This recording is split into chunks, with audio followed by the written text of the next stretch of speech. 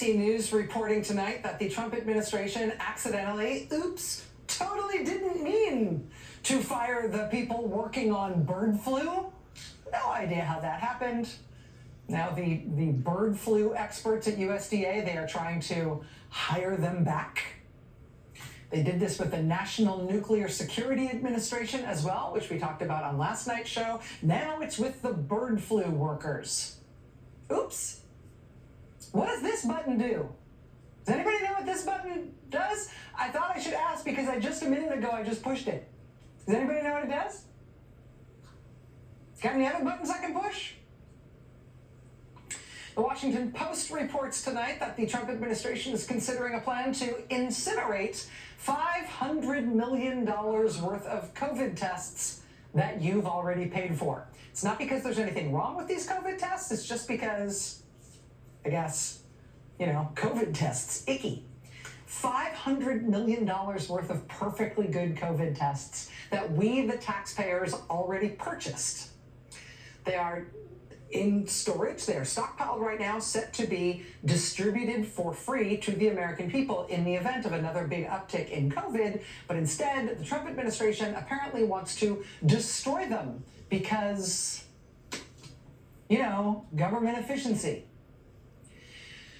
The Trump administration just today fired more than 10% of the staff at the National Science Foundation. National Science Foundation was founded in 1950 to promote science and engineering and work on U.S. defense and public health.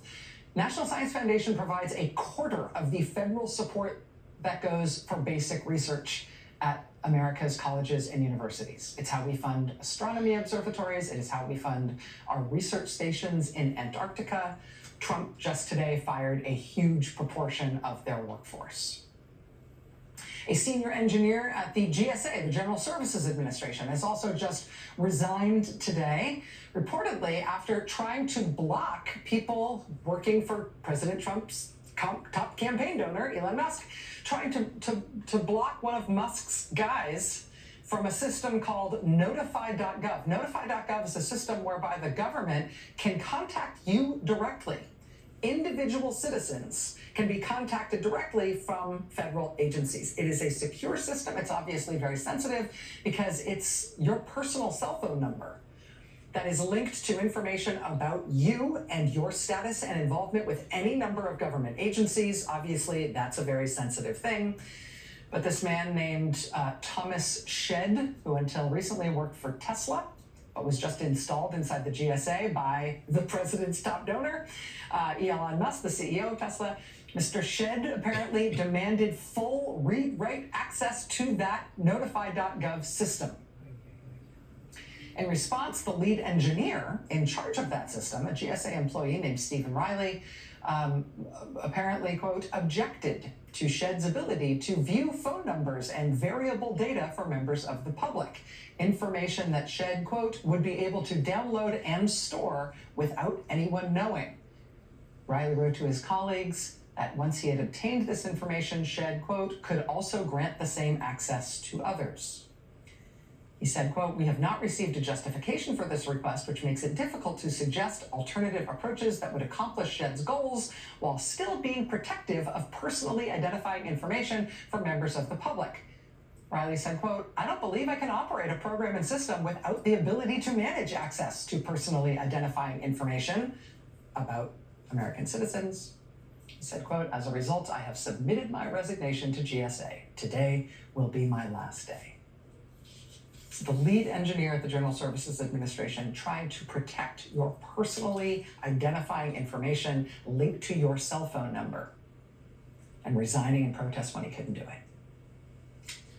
In resigning on these terms, he has let we, the public, know that President Donald Trump apparently wants to give your cell phone number and personally identifying information about you, including any of your interactions with any federal government agency, to a random guy from Elon Musk's car company. And wants to give him this information in a way that would allow him to walk out the door with it and give it to anyone else he wanted. So by resigning, trying to stop it, being unable to stop it, resigning in protest, and then explaining exactly why he resigned and what the problem was, He has let the public know that this has just happened to us, which itself is a mitzvah. But that wasn't even the highest profile or most shocking protest resignation today. That one would be another one from the Justice Department. And we're going to talk about that in just a moment with reporter Ryan Riley. He's been all over this story, and I'll let Ryan explain it in detail. But in short, it appears that they are now ordering career nonpartisan federal prosecutors to bring at least one federal criminal prosecution of a Biden administration figure. A prosecution that career federal prosecutor thought was unwarranted by the law. And it thus effectuated a new high-profile principled resignation in Washington today. So we're going to get to that in a moment. Demanding unfounded prosecutions. That's a thing. There's also another really unsettling element of that DOJ story and that resignation that has to do with money and them going after bank accounts that they're not supposed to be able to go after. We'll get to that story in just a moment. One of the other things we're watching, though, as things get wilder and more off the chain with each passing day, is whether there is any sign of any limiting instinct that is coming from the Republican Party, of which President Trump is ostensibly the leader. Take, for example, Glenn Youngkin. He was once thought of as a Republican with a bright future in this country's politics. He's the Republican governor of a purple state. He's the governor of Virginia. When the Republican Party briefly considered the possibility of running someone other than Donald Trump for president this last election cycle, Glenn Youngkin was seen as probably the most electable non-Trump choice that the Republicans could make.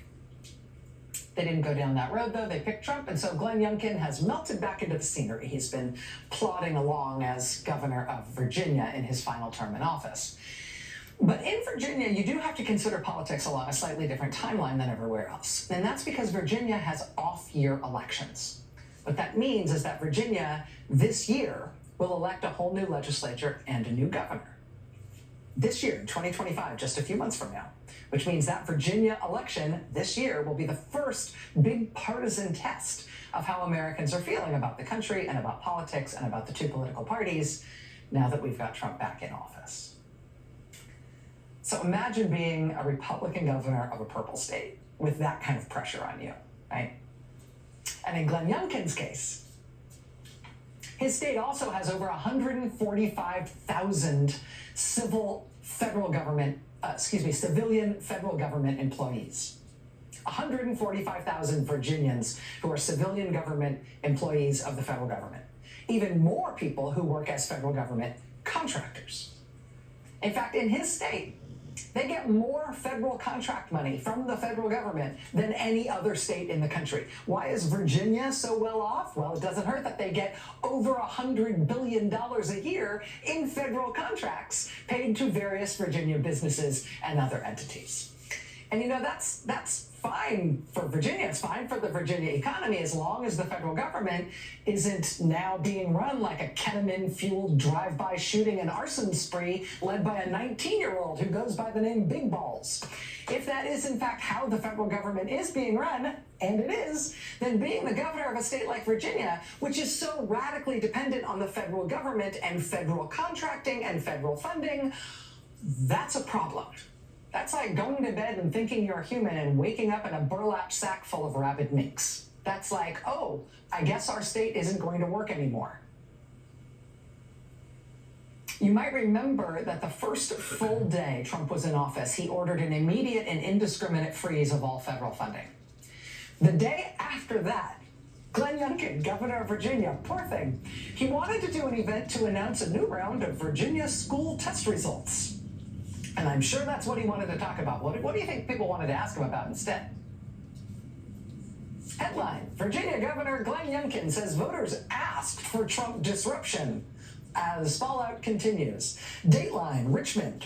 Virginia Governor Glenn Youngkin had a message early Wednesday for everyone claiming President Donald Trump's on-again, off-again, on-again freeze on trillions of dollars in federal spending would create chaos. Youngkin told reporters at an event rolling out Virginia school test scores, quote, "The steps that President Trump is taking are steps that he told everyone he was going to do."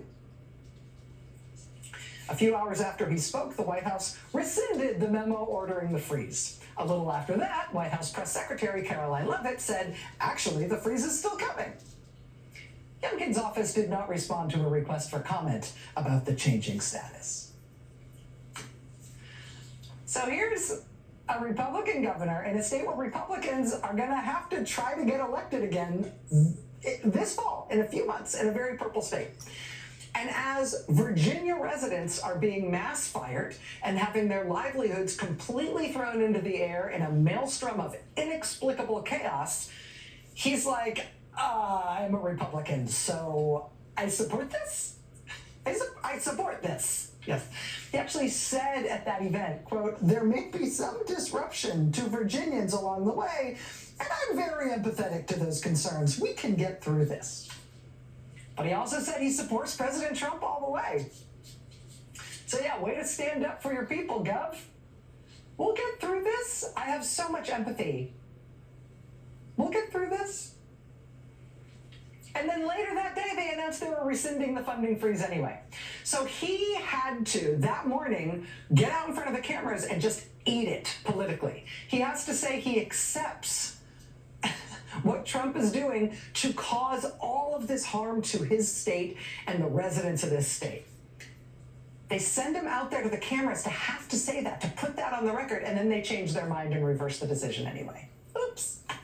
Did I just push that button? Can I unpush it? Anybody know what this button does? After that, first couple of days of the new Trump administration, understandably, Glenn Youngkin has not been poking his head above the parapet much since. He did try again today, however. He tried to do a press conference this morning about a looming winter storm barreling its way toward Virginia. In the ensuing 4 weeks since the last time he tried to talk about what Trump was doing to Virginia, in the past 4 weeks, things have only gotten worse. Things at the proverbial crack house in Washington have only gotten more dangerous and more insane. But still, Glenn Youngkin, as a Republican, doesn't feel brave enough to say that he disagrees with anything that Trump is doing. Right? I mean, if you're looking for that, you're looking for the vertebrates exhibit around the corner. This is something else. This is not that. And so here's the local press coverage on what Governor Glenn Youngkin had to do today. Dateline Richmond. Governor Glenn Youngkin said today that the state is preparing an aid package for Virginians losing their jobs in the Trump administration's gutting of the federal workforce. But he said the cuts are necessary. In his first extended public remarks on the cuts, Youngkin told reporters that he feels deep concern for those who are anxious about their employment future as the White House purges people at almost every agency. Hundreds of workers at the FAA lost their jobs over the weekend, for example, and a sweeping elimination of workers ahead of a Tuesday deadline affected map makers and cancer researchers and FEMA staffers, among thousands more cut over the past few weeks. But Youngkin defended the Trump administration's actions, which disproportionately affect Virginia as one of the top states in the country for federal employment and spending, with more than 140,000 federal workers. Even one of Youngkin's signature achievements, a computer science laboratory high school in Richmond, has been touched by the cuts with cancellation of a federal grant for a teacher residency program. The governor said he wanted it known that, quote, we understand and we're here to help.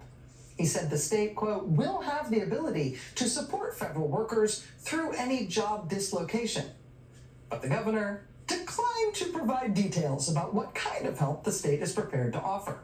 He said that when the plan is ready, quote, I want to communicate it in a package. We'll have a good one for you. Well, get back to me. It'll be, I don't know what it's going to be. It's going to be good. I don't know. It'll be great. We're going to come up with something. In the meantime, please report that I said that I support Donald Trump 1,000%, and also that I am working to figure out how to clean up the giant deliberate mess he is making of people's lives and our economy in this state, for which I have a lot of empathy. Say that too. Even though I definitely 1,000% support this infliction of pain on people who live in my state, and even on myself, even though we've done nothing wrong. Can you get all that in the lead? Thank you, sir. May I have another? Can you put that as the caption? Did I mention that Virginia has elections this year? In just a few months? You feel like your Republican politicians in Virginia are looking out for you? So we're going to keep watching this dynamic. Republicans who can't actually bear what Trump is doing to their own states and to their own constituents, but they're too scared to say they're against it.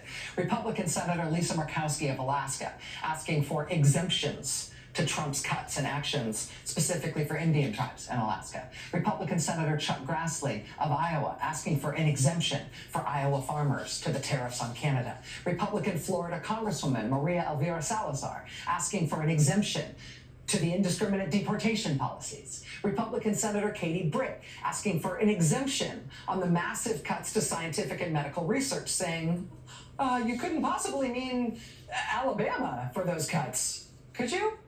Not Alabama. You want these cuts elsewhere, right? Republican Senator Susan Collins of Maine saying the same thing, saying surely those cuts don't apply to the universities and labs in Maine. She said if it applies to the ones in Maine, that would be, quote, devastating. So certainly they don't mean Maine, right? They couldn't. Republicans just eating it in their home districts and their home states as their party's leader does things that are devastating to those states and to those constituents. And just seeing that in states all over the country is a lot of things. It gives me many, many feelings of many different kinds. But as a matter of political science, it's also important to watch in terms of what kinds of constraints this president, this administration might ever feel. Political scientists will tell you that one of the only constraints that matter on an ascending authoritarian is the constraints put on him by his own party.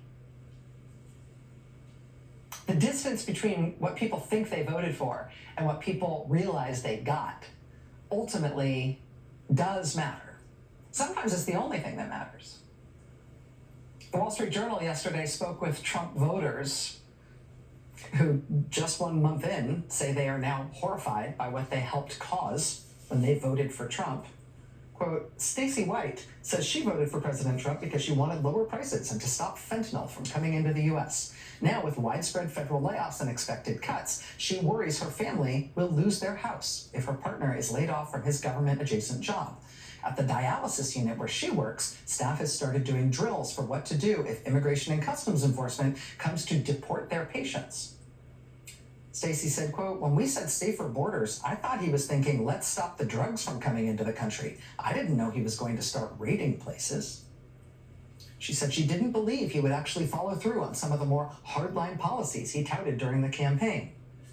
The 49-year-old Omaha, Nebraska resident said, quote, now I'm like, dang, why didn't I just pick Kamala?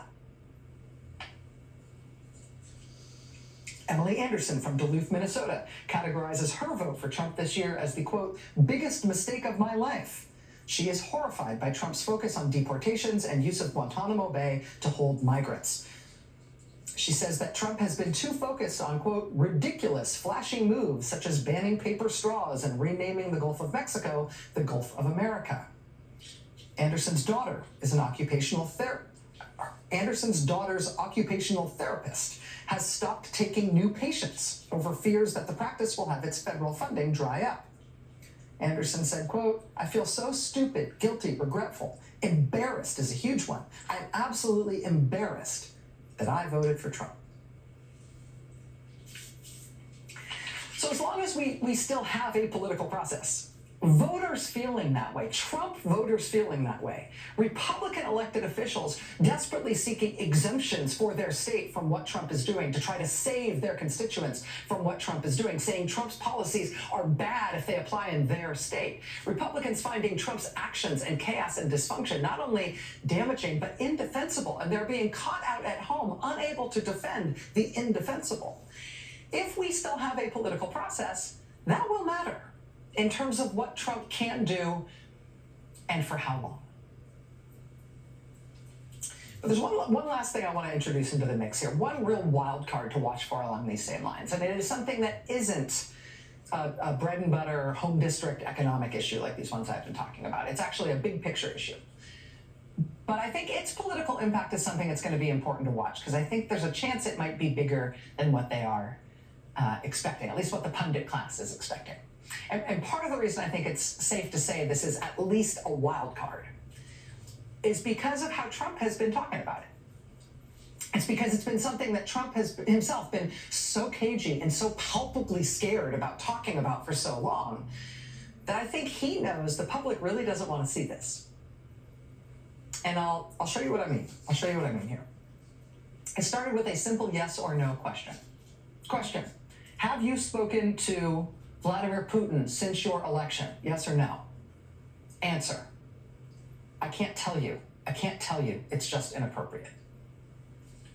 Trump interview after the election with Time magazine. It's inappropriate? It's not appropriate for us to ask you if you've spoken to Putin, or it's not appropriate for you to say? That was December, about a month after the election. By that point, it was widely reported that Trump had taken calls from world leaders across the whole planet, like France and Israel and India, Saudi Arabia, Egypt, the UK, Ukraine, South Korea. Trump himself made a big deal of announcing that announcing before he was sworn in that he had spoken to President Xi Jinping of China. He said, quote, the call was a very good one. So he's bragging about and letting it be known about and sort of effusing about all these calls with all of these foreign leaders all over the world, including very controversial ones like the president of communist China. But when you ask him if he talked to Putin, he says that's inappropriate. He doesn't want to talk about it. But, I said that was December. Maybe that was just something weird about being in the transition. Maybe once he took office, once he was officially president, he would find it more appropriate to issue some clarity on this issue. Let's ask him. When are you going to be talking to Vladimir Putin? Who? That was Inauguration Day, January 20th. Are you going to be talking to Vladimir Putin? Who? Vladimir who? Talking to what? Me? When are you going to be talking to Vladimir Putin? Who? You can't meet President Putin, sir. I'll be meeting with President Putin. When do you plan? I don't know. I can't speak, Senator. When do you plan to speak to President Putin? Could be very soon. I don't know. I can't. It's being set up. Oh, that Vladimir Putin. Yeah. I can't. It's being set up. I'll be meeting with him. I can't say. It's being set up soon. Again, that was Inauguration Day. Again, not the most forthcoming answer, but a little closer to getting an answer, maybe. Have you spoken to him? I don't want to say. That was only 3 days after the inauguration, 3 days later. Have you spoken to him? I don't want to say. Somebody getting so shy. Have you spoken to Vladimir Putin? I don't want to say. Why don't you want to say? Okay, how about another chance to clear it up? What's the update on your call with Vladimir Putin? Well, we'll be speaking. We are having discussions, yes. Ongoing, already scheduled, and ongoing. Already talking, yes. So you've already spoken to Vladimir Putin. I don't want to say that. We will be speaking. We are already having discussions. So you've already spoken to Putin? I don't want to say that. I don't want to say? There's nothing that this man doesn't want to say. This man wants to say everything that has ever crossed his mind. He's the freest man in the world. But that I don't want to say. I can't say. It's not appropriate. That last clip takes us to the end of January. By the first week of this month, February, headline in the New York Post. Exclusive. Trump reveals he's spoken with Putin by phone. No more Vladimir who, no more I don't want to say, no more how dare you ask me such an inappropriate question. Trump reveals he has spoken with Putin by phone. How many times have they spoken by phone, you might be asking? Quote, when asked how many times the two leaders have spoken, Trump said, quote, I'd better not say. Sir, can you tell us about your conversation with Vladimir Putin? I don't want to do that. You've been talking to Vladimir Putin. Are you trying to set up a meeting with him? Well, I can't tell you what I'm talking about. You can't? Aren't you the boss? We do not play a lot of video on this show of President Trump talking. You might have noticed that. We have this sort of mantra that we try to follow, which is watch what they do, not what they say, so we don't play a lot of tape of him talking. But every once in a while, I think it is worth the exception just to see that this is something that he talks about the way he talks about nothing else. This is something that he's palpably scared to say, or he feels constrained like he's not allowed to say. Why is he so scared of this one thing? Are you going to be talking to Vladimir Putin? Who? Have you talked to President Putin? No, I have not. You haven't talked to President No, I Putin have since not. you've been You mean, elected? well, I don't want to say that, but I haven't spoken to him recently. So you've spoken to President Putin since you've I been don't want to elected? say that. I don't want to say anything about that. Have you spoken to him? I don't want to say. So you've already spoken to Vladimir Putin I don't want to since? say that. Are you trying to set up a meeting with him? Well, I can't tell you what I'm talking about. Can you tell us about your conversation with Vladimir Putin? I don't want to do that. See, he really doesn't want to say. He really, really, really doesn't want to say. He can't say. Who tells you what you can and can't say? Today, of course, we had the U.S. Secretary of State, the National Security Advisor, and whatever that real estate guy's job is. We had this high-level delegation from the United States meet in Saudi Arabia with the Russian government ahead of what is promised to be a Trump meeting with Vladimir Putin very soon. No Western leader has met with Vladimir Putin since he invaded Ukraine 3 years ago. But the United States is not only apparently taking Russia's side now, changing sides in that war now, we're essentially changing sides in the world. The United States is now apparently against Europe and our allies of the last 80 years and for Russia. While the president repeatedly and eerily and in a very out of character way tells the American people he is not allowed to discuss that relationship or his communications with that leader. The political reality of this administration is going to be shaped by whether or not the people who oppose him strongly enough and effectively enough. The political reality of this administration and this presidency will be determined by whether the people who voted for him are horrified enough by what they have wrought that they regret it and are willing to act differently and to speak out about their regret.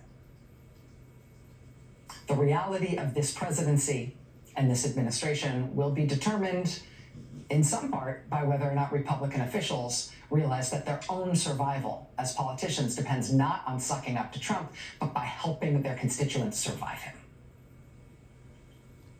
Strong evidence supporting all of those strikes against Trump so far, frankly. But this is one other thing to watch. If we really are now abandoning the free world and lining up instead with the world's dictatorships, and Trump is unwilling to even explain why, just watch. The American people are going to have some feelings about that too. Just watch.